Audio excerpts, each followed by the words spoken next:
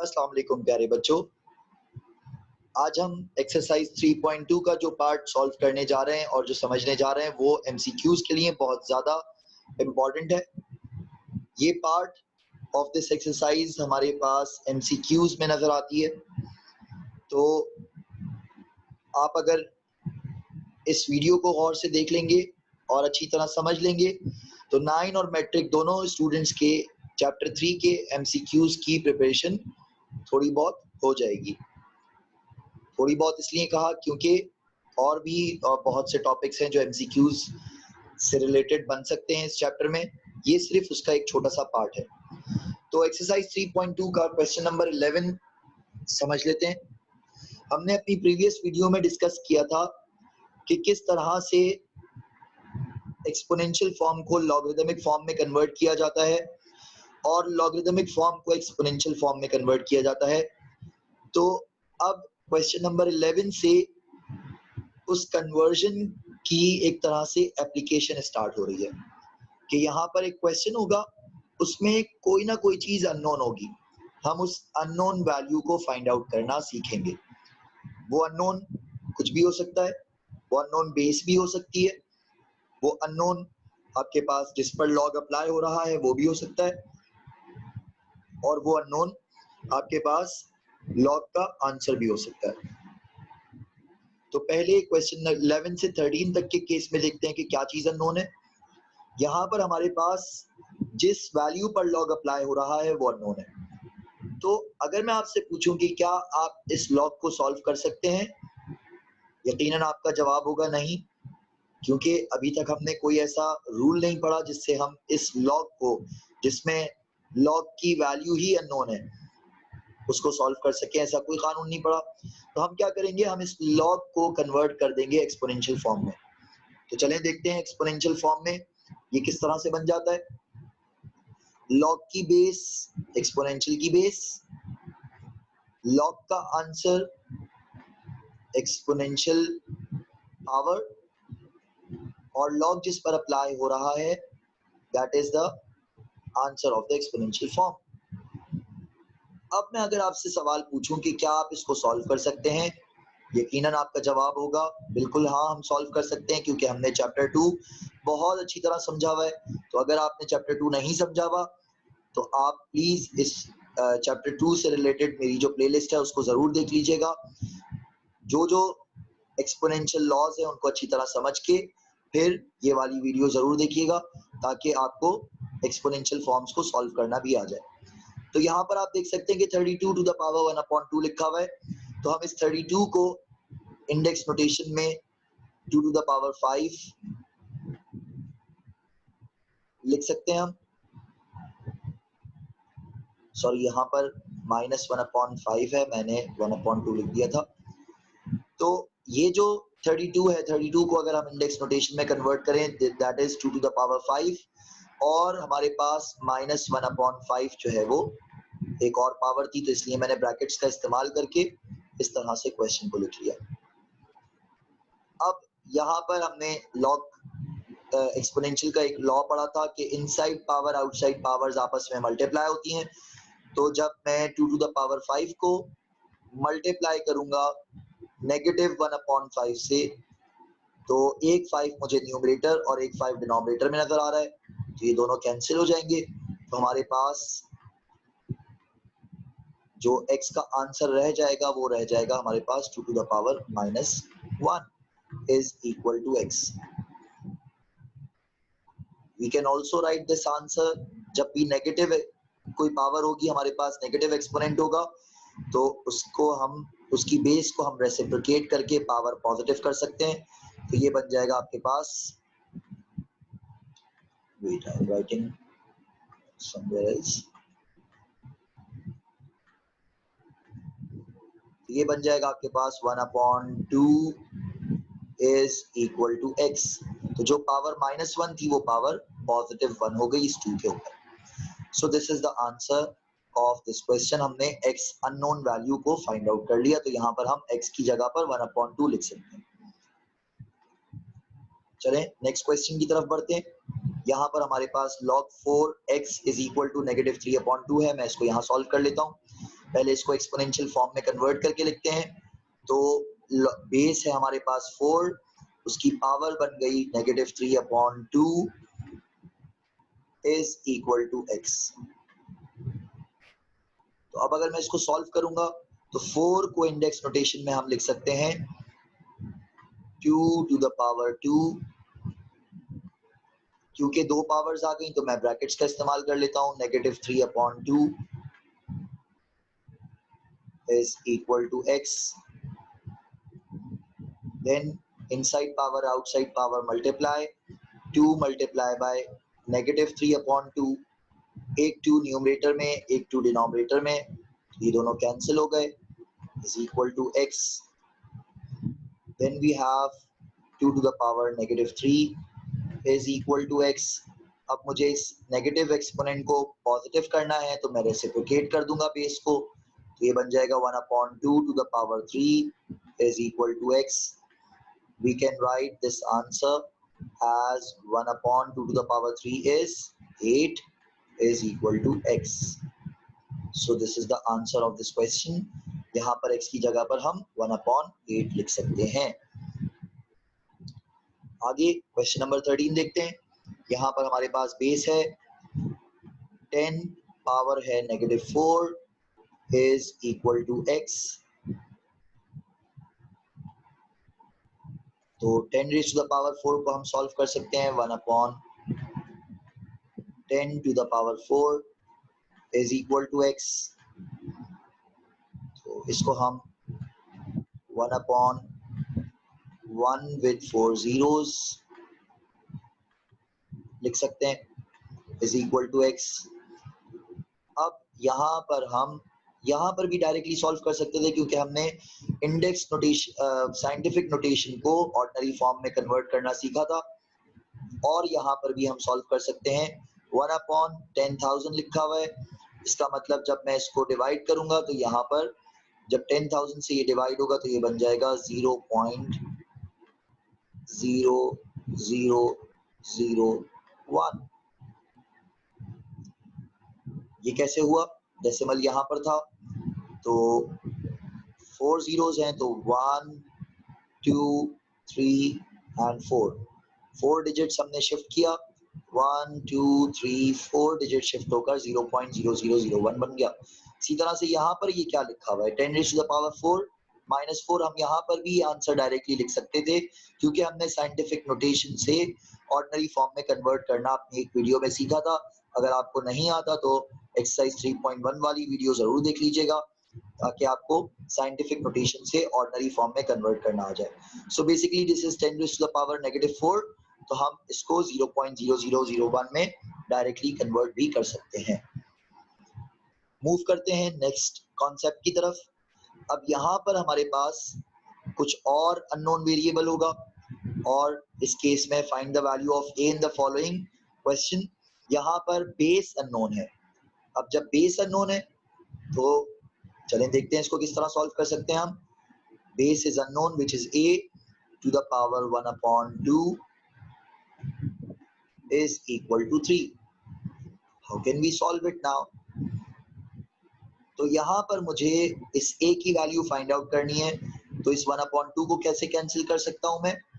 अगर मैं यहाँ पर इस पावर में 1/2 को कैंसिल करना चाहता हूँ तो 2 डिनोमिनेटर में लिखा हुआ है, तो मुझे मल्टीप्लाई करना होगा एक 2 को which should be in the numerator।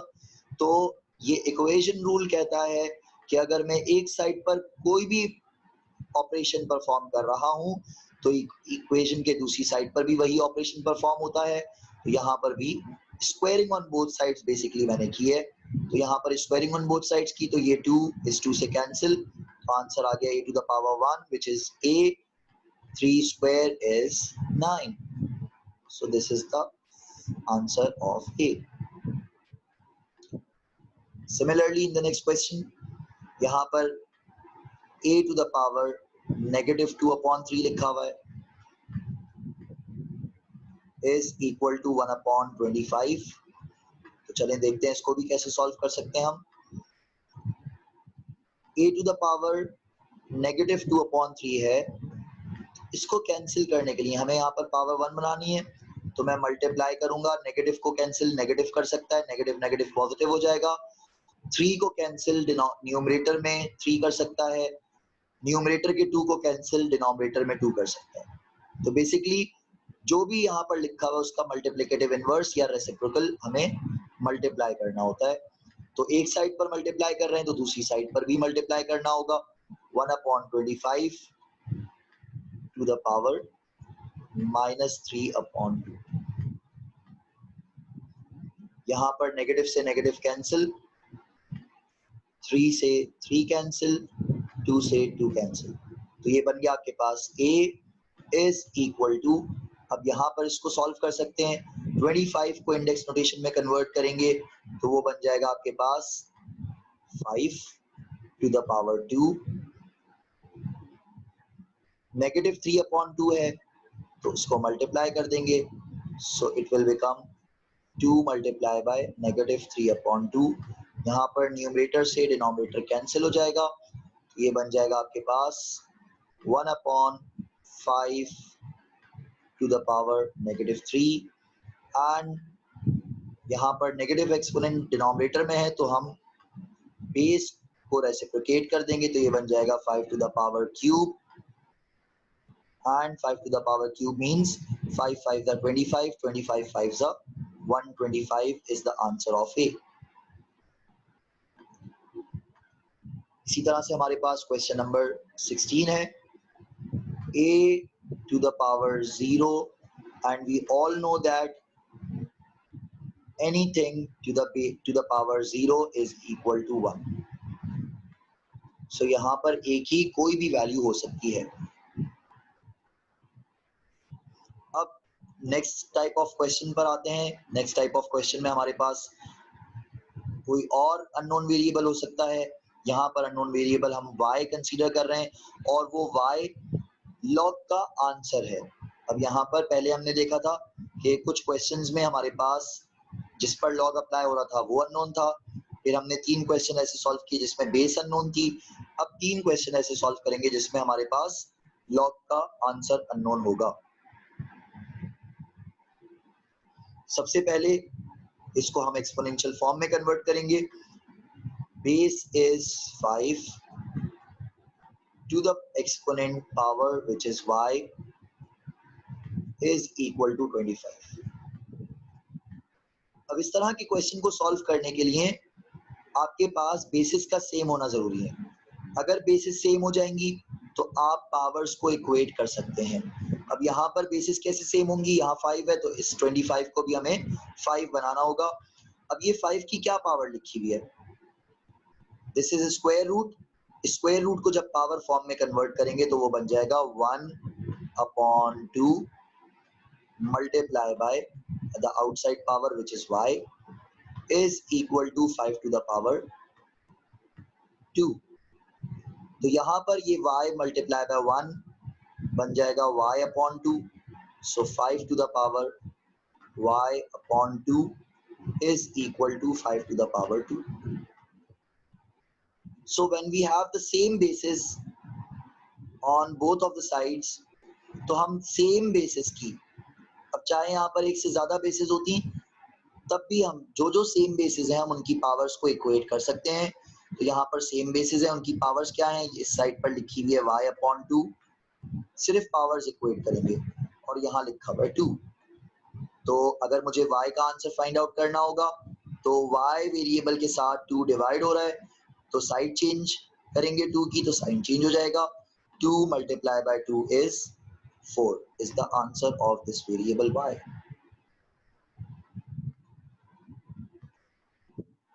इसी तरह से next question, 10 raise to the power y is equal to 100। यहाँ पर हम बेसिस सेम करना चाहते हैं तो 10 raise to the power y is equal to 10 raise to the power 2। तो यहाँ पर डायरेक्टली आंसर आ जाएगा y इज इक्वल टू 2। यहाँ पर हमारे पास बेस है 55, 55 to the power y is equal to 55। अब यहाँ पर बेसिस ऑलरेडी सेम है तो y का आंसर हमारे पास क्या आ सकता है? जब कोई पावर नहीं लिखी होती इसका मतलब पावर होती है 1, सो y इज इक्वल टू 1। अभी तक जितने भी हमने क्वेश्चन सॉल्व किए उसमें तमाम पॉसिबिलिटीज हमने अननोन वेरिएबल्स की चेक कर ली और उनको सॉल्व करके देख लिया एक्सपोनेंशियल फॉर्म से। अब कुछ क्वेश्चन हमारे पास डायरेक्टली लॉग फॉर्म में नहीं लिखे होंगे, बल्कि वो कुछ इस तरह से लिखे होंगे कि find the logarithms of 1728 to the base 2√3। अब इस क्वेश्चन को हम कैसे लिख सकते हैं? Log of 1728 to the base क्या है? 2√3। हमें क्या फाइंड आउट करना था? इसका आंसर। फाइंड द लॉगरिथम, इसका आंसर क्या होगा हमें वो फाइंड आउट करना है। So how can we solve it? 2√3 is the base. अब यहाँ दो बेसिस नजर आ रही हैं मुझे, 2 और 3। उसकी पावर क्या होगी हमें नहीं पता, that is unknown variable which is x and 1728। अब इस 1728 को हमें सेम बेस बनाना है। यहाँ पर दो अलग अलग तरह की बेसेस नजर आ रही हैं, तो हम किसी भी एक बेस को एज अ रेफरेंस कंसीडर कर सकते हैं। तो 1728 की बेस फाइंड आउट करने के लिए प्राइम फैक्टर्स फाइंड आउट करने पड़ेंगे। 1728 के प्राइम फैक्टर्स क्या आते हैं चलिए देखते हैं हम। We will divide it by 2. 2 8s are 16, 2 6s are 12, 2 4s are 8, 2 4s are 8, 2 3s are 6, 2 2s are 4, 2 2s are 4, 2 1s are 2, 2 6s are 12, 2 10s are 20, 2 8s are 16, 2 54s are 108, 2 27s are 54 and 27 को जब हम break करते हैं तो वो 3 9s are 27 and 3 3s are 9। तो हमारे पास ये आ गया 2 is repeating 1 2 3 4 5 6 times, so 2 to the power 6 multiply by 3 to the power 3। यहाँ पर अगर देखें तो 2 to the power x and 3 to the power, देखें स्क्वायर रूट की वजह से पावर क्या बन गई थी 1/2, तो फ्रैक्शन में 2 आ गया और 1 multiply by x is x/2 हमारे पास 3 की बेस आ गई। अब मैंने आपको क्या कहा था कि अगर मुझे अननोन वैल्यू यहाँ पर इस केस में फाइंड आउट करनी है, पावर में अननोन वैल्यू है, तो हम बेसिस को इक्वेट करते हैं। बेसिस सेम है, उनकी पावर्स इक्वेट हो जाएंगी। यहाँ बेसिस सेम है तो यहाँ बेसिस की पावर्स क्या है, इस तरफ x इक्वल के दूसरी तरफ 6, so the direct answer is 6। Let suppose अगर मैं 2 और 2 को इक्वेट ना करता, मैं 3 को इक्वेट कर देता, 3 की पावर्स को इक्वेट कर देता, फिर क्या होता? सेम बेसिस हैं, इसकी पावर क्या है x/2 इज इक्वल टू 3, सो 2 यहाँ डिवाइड हो रहा है, वहां जाकर multiply, so the answer will be 2 3s are 6। आप अगर सेम बेसिस को इक्वेट करेंगे तो आंसर्स आपके पास हमेशा अननोन वेरिएबल का सेम ही आएगा, चाहे एक से ज्यादा बेसिस ही क्यों ना हो। इसी तरह से हमारे पास नेक्स्ट क्वेश्चन है, find the logarithm of 125 to the base 5√5. So we can write log of 5√5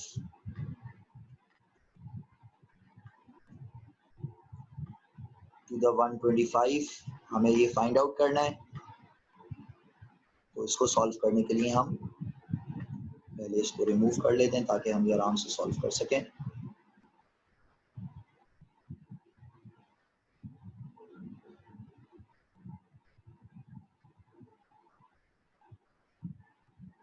तो अब इसको सॉल्व करने के लिए हम क्या करेंगे, हम यहाँ पर बेस कंसीडर करेंगे 5√5, उसकी पावर होगी हमारे पास x और 125 को जब हम कन्वर्ट करेंगे तो हमारे पास वो बन जाएगा 5 to the power cube, 5√5 to the power x is equal to 125 को अगर हम इंडेक्स नोटेशन में कन्वर्ट करें 5 cube.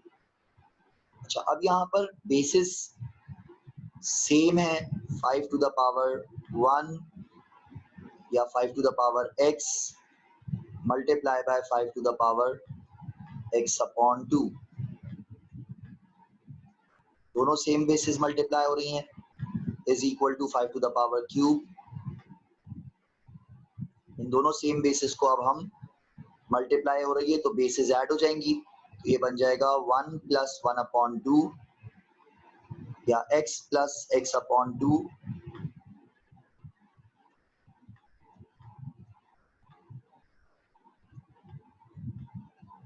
I am writing the next step here. X plus x upon 2 will become 5 to the power 3x upon 2 is equal to 5 to the power q. अब इसको further solve करना है तो यहाँ पर basis same हो गई तो पावर्स इक्वेट कर दी जाएंगी, तो ये बन जाएगा 5 अब मैं पावर्स इक्वेट करने लगा हूँ, 3x upon 2 is equal to 3, cross multiplication कर लेंगे, ये 2 यहाँ डिवाइड हो रहा है वहां जाकर multiply, so 3 2 6 and here it is 3x, यहाँ 3 मल्टीप्लाई हो रहा है वहां जाकर डिवाइड हो जाएगा, so x is equal to 6 divided by 3 is 2 is the answer of this x.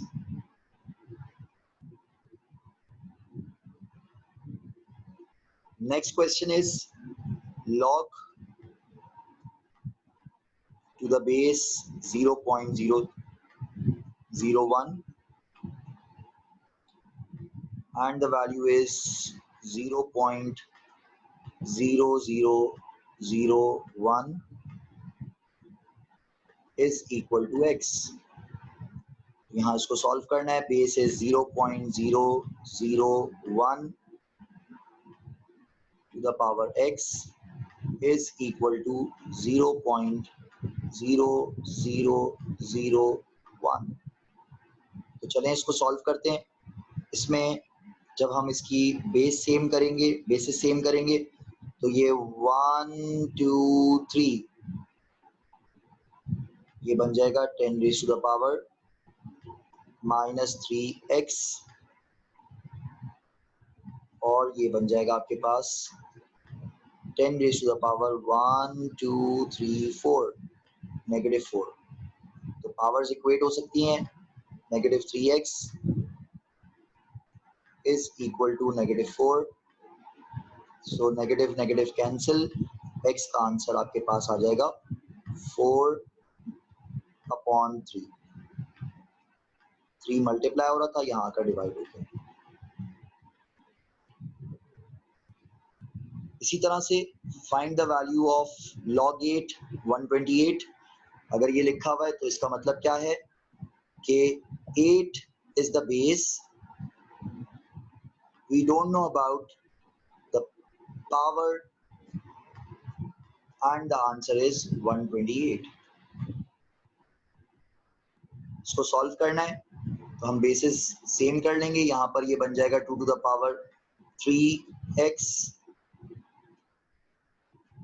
is equal to 2 to the power 7, so it will become, basis same हो गई हैं, पावर्स इक्वेट हो जाएंगी, 3x is equal to 7, so the answer of x is 7/3.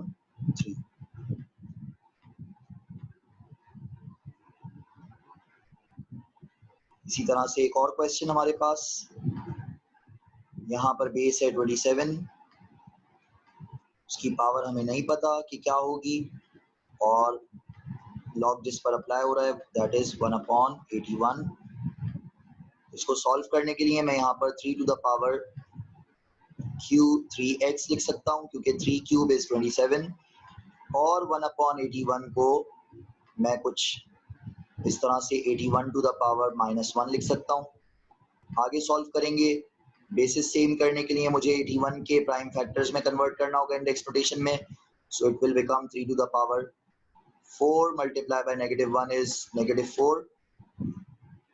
तो basis same हो गई, powers equate हो जाएंगी, 3x is equal to -4। x की वैल्यू फाइंड आउट करेंगे तो ये बन जाएगा -4/3। The last question of this exercise। तो अच्छी खासी आई होप आप लोगों की प्रैक्टिस हो गई होगी अब तक। 343 जो क्वेश्चन मैं करवा रहा हूँ ये लाजमी आप खुद से ज़रूर सॉल्व कीजिएगा। अगर खुद से सॉल्व नहीं करेंगे, सिर्फ वीडियो देखते रहेंगे, तो बेटा कॉन्सेप्ट समझने का फ़ायदा नहीं होगा। आपकी प्रैक्टिस ज़्यादा इम्पोर्टेंट है। अब इस क्वेश्चन को सॉल्व करना है। 343 to the power x is equal to 49। तो यहाँ पर 49 तो हमें बिल्कुल अच्छी तरह याद है कि ये 7 का स्क्वायर होता है, और 7 cube is 343, so 7 to the power cube is 343।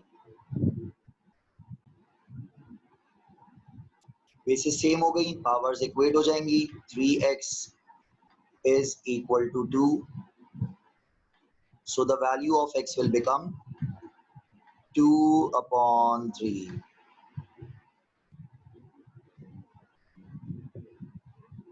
I hope बच्चों ये वीडियो आप लोगों को समझ में आ गई होगी। तो MCQs के लिए इन क्वेश्चन को बहुत अच्छी तरह से आप खुद से प्रैक्टिस करें, और अगर कोई चीज़ समझ में नहीं आती तो आप कमेंट्स में बिल्कुल मुझसे पूछ सकते हैं। इस वीडियो को ज़रूर लाइक कर लीजिएगा, यूट्यूब चैनल सब्सक्राइब करना ना भूलिएगा, फेसबुक पेज को भी फॉलो कर लीजिएगा। थैंक यू सो मच बच्चों, अल्लाह हाफिज़।